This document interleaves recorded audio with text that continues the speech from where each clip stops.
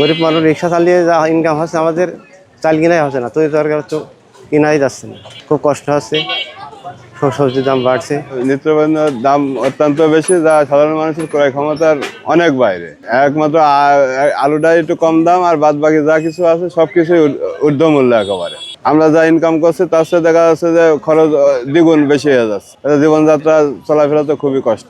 ছোট ছোট সাইজের ইলিশ আধা কেজি ওজন 1600 টাকা কেজি। রুই মাছের দামও চড়া। চাউলের বাজারে কি চাউলের বাজারও অনেক চড়া। আমাদের দেশে একটা সিন্ডিকেট ব্যবস্থা আছে, এই সিন্ডিকেট ব্যবস্থা যদি ভাঙা যায় তা আমি মনে করি যে নিত্যপণ্যের দাম কমানো সম্ভব।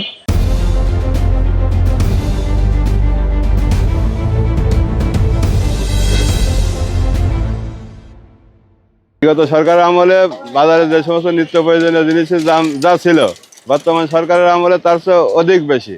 সুতরাং এই সরকার তো বাজার নিয়ন্ত্রণে ব্যর্থ। নিজেই অবসরপ্রাপ্ত সরকারি কর্মকর্তা, কিন্তু বর্তমান যে বাজারের যে পরিস্থিতি, এই অবস্থায় মানে আমার সাধারণ লোকের কিনে কেটে খাওয়া খুব মুশকিল।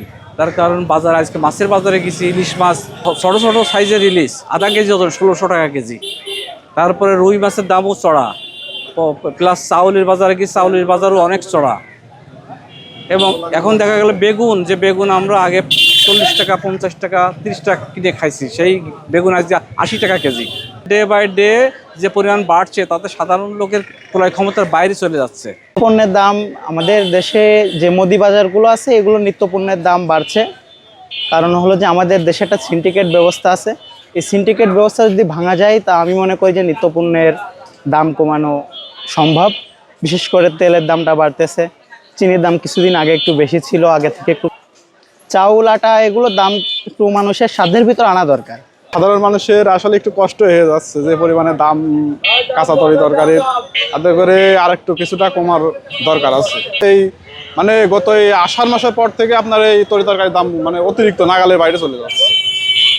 এতে তো সাধারণ মানুষের কষ্ট হচ্ছে, কারণ এখন মানুষের যে পরিমাণে ইনকাম তার থেকে খরচ বেশি। এখন আমাদের বাজারের উপর আরও নজরদারি বাড়ানো উচিত আমি মনে করি কর্তৃপক্ষের, কারণ যে পরিমাণে তরকারির দাম বেড়েছে সাধারণ মানুষের কিনে খাওয়া আসলে একটু কষ্ট হয়ে যায়।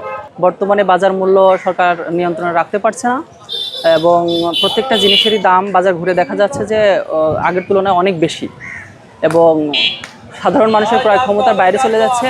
এবং কোনো জিনিস দেখা যাচ্ছে কিনতে যেয়ে আমরা বাজারের কোনো দাম শুনেই সেই জিনিসে কেনার চাহিদা হারিয়ে ফেলছি।